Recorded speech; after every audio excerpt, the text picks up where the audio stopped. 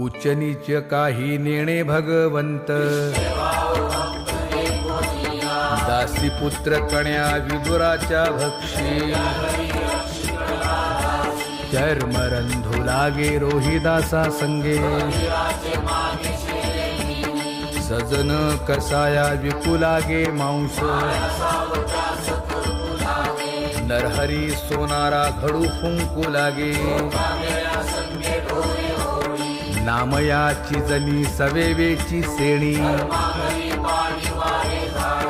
नाम्या सवे देवी नव्हे संकोचित